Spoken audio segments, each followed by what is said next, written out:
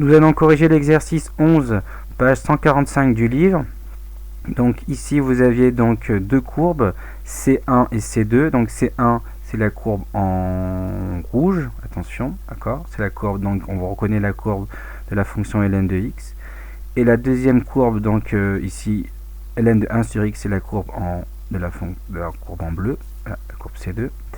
Alors là, on avait donc deux points de la courbe, donc un sur la courbe donc C1 et un sur la courbe C2, qui avaient tous les deux comme ordonnée 1, d'accord. Et donc on vous pose question 1 de déterminer les abscisses donc de A ici, quelle est la valeur ici de l'abscisse de A et quelle est la valeur de l'abscisse de B. Alors ici, donc ça, le rappel, ce sera pour plus tard. Donc ici, pour que ce soit clair et plus simple, je note la f de x, la fonction logarithme népérien, ln de x, et g de x, la fonction ln de 1 sur x. Donc je vais noter, donc je vais dire que C1 c'est la courbe de f et C2 c'est la courbe de g. A, il appartient à la courbe de f, donc à la courbe 1, la courbe qui est là. Je vais vous la remontrer. Hop, ici. Donc A, il appartient ici à la courbe de ln de x. Okay. Donc, si ça appartient à cette courbe, c'est que donc l'image de l'abscisse donne l'ordonnée. Donc l'image de l'abscisse de A doit donner 1.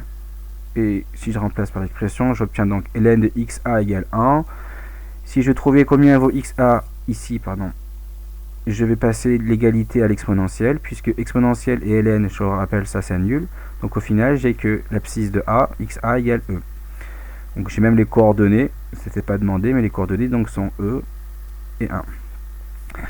Pour B, c'est le même raisonnement. B appartient à la courbe, donc l'image de l'abscisse de B, c'est son ordonnée qui est 1. Donc ici, donc comme G c'est ln de 1 sur x, et donc ça fait ln de 1 sur xb égale 1. Si je veux avoir xb, donc je passe l'égalité à l'exponentielle, et exponentielle et ln s'annulent, donc au final j'ai 1 sur xb égale e. Et là donc, xb ça vaut 1 sur e. Et j'ai les coordonnées de xb, c'est 1 sur e, et son ordonnée c'est 1. Donc voilà, la question 1 est faite. La question 2, petit a. Il faut déterminer une équation de la tangente en A et la tangente aussi en B. Qu'on appellera delta B et delta A. Donc je vais calculer donc les tangentes qu'on voit ici, TA et delta B. Donc je vais le faire. Alors, hop. Ici, l'équation de la tangente. Alors, pour la tangente, voici la formule, voilà, que vous connaissez. Donc ici, par contre, je vais l'appliquer puisque j'ai trouvé l'abscisse de A, xa égale E, f de x égale ln de x, sa dérivée, c'est que à connaître, c'est 1 sur x. Donc je calcule f de E, parce que là, je vais avoir f de E. F de E, c'est ln de E, c'est-à-dire 1, puisque E, c'est comme E exponentielle de 1. Et f' de E, donc c'est 1 sur E, tout simplement. Donc je remplace, et j'obtiens donc l'expression de l'équation de la tangente en A, qui est donc y égale 1 sur e. Et en fait, vous voyez bien que ça, c'est une équation affine, et on voit bien que c'est pas une erreur, puisque là-dessus, l'équation de A, vous voyez, en tout cas, elle a l'air d'être affine, puisque c'est pas très précis, mais en tout cas, ça va dans le sens de la figure, de la droite qu'on voit sur l'énoncé. Maintenant pour B, en fait j'appelais ça ATB, mais dans l'énoncé ils appellent ça delta B, d'accord. Voilà. Pour l'équation donc de la tangente à la courbe de G en B, pareil, donc sauf que à la place vous avez la formule, xb ça vaut 1 sur E, G c'est ln de 1 sur x, G' je dérive, donc j'ai dû faire à du ln de U, la dérivée c'est U' sur U, donc la dérivée de 1 sur x c'est moins 1 sur x carré. Donc j'ai U' moins 1 sur x carré sur U 1 sur x. Je simplifie, j'ai donc 1 sur x. On aurait pu dériver autrement, d'accord, puisque cette fonction là, g, je peux l'écrire d'après les formules qu'on a vues en cours, que ln de 1 sur a c'est moins ln de a, donc ln de 1 sur x c'est moins ln de x. Et quand je dérive, donc la dérivée de ln de x c'est 1 sur x, et puis il y a le moins. Donc on retrouve le même résultat qui est moins 1 sur x. Donc je calcule j'ai besoin donc de g de e, parce que xb vaut 1, enfin g de 1 sur e, pardon, parce que xb vaut 1 sur e, et g' de 1 sur e, on obtient 1 et on obtient moins E. Du coup, en remplaçant donc, je vais obtenir l'équation de la tangente en B. Alors, du coup, ce qui va me donner la tangente en B ou delta B, d'accord, c'est la même chose. Je remplace et j'obtiens donc que y égale moins EX plus 2. Alors, je peux regarder si ça coïncide avec la figure de l'énoncé. Et là, vous voyez, l'ordonnée à l'origine, c'est 2. Et puis, la droite, elle est décroissante. Donc là, vous voyez, j'ai bien l'ordonnée est 2. J'ai un coefficient ici directeur qui est négatif, donc c'est bien décroissant. Donc ça coïncide un petit peu avec la figure de l'exercice. Donc voici l'équation de la tangente en B, là à la courbe de G. Ça, c'est l'équation de la tangente en A à la courbe de F. Donc, voilà, ça c'est les deux, j'ai synthétisé. Maintenant, si on regarde donc la deuxième question, j'ai trouvé donc les équations de tangente. Vérifier que les droites sont perpendiculaires. Donc, il y a une chose à savoir, peut-être que c'est pas forcément quelque chose qu'on retient, c'est vrai. Il faut que j'ai rappelé au début de l'exercice.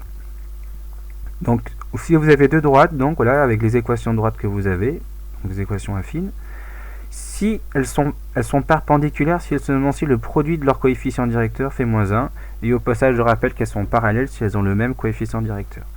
Donc, si je veux montrer que les tangentes, elles sont perpendiculaires, je vais regarder le produit de leur coefficient directeur. S'il fait moins 1, c'est qu'elles sont perpendiculaires. C'est comme ça que je vais le vérifier. Donc là, ici, je rappelle donc, vous avez l'équation de la tangente en A, de coefficient directeur 1 sur E, la tangente en B de coefficient directeur moins E. Si je fais le produit, ça fait moins 1. Donc, les droites, elles sont perpendiculaires. Ensuite, question 3. Alors là, ça paraît pas sur l'image, mais le résultat reste-t-il vrai pour tout point donc, qui ont la même ordonnée. C'est-à-dire si je prends deux autres points, un point de la courbe de F et un point de la courbe de G qui ont la même ordonnée, d'accord, est-ce que les tangentes restent perpendiculaires? Donc ça, c'est une question qui est, je pense, difficile, hein. On va la faire. Alors là, je regarde la question 3, donc je vais modéliser, donc je vais essayer d'introduire des points. Je me donne deux points, vous voyez, M et N, qui ont même ordonnée. Donc là, ils ont donc leur abscisse qui est différente, et B appartient à R, donc B est quelconque. Mais j'impose donc que M appartient à la courbe de F et N appartient à la courbe de G. Donc je vais savoir si les tangentes donc en M à la courbe de F et les tangentes en N à la courbe de G, elles sont perpendiculaires. Donc je fais le même travail que dans les questions précédentes, en gardant B à la place de 1. Donc M appartient à la courbe, donc l'image de son abscisse c'est l'ordonnée. Donc j'obtiens ici donc xm en fonction de B, donc xm c'est exponentielle de B. Pareil pour N, d'accord. Je fais le même travail et j'obtiens donc, là je continue, que l'abscisse de N en fonction de B, donc c'est 1 sur exponentielle de B. Une fois que j'ai trouvé les abscisses du point M et du point N, je peux déterminer les tangentes en M et en N. D'accord? Donc ici, vous avez donc les coordonnées des points.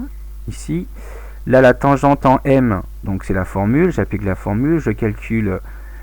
Donc j'ai besoin de f de B.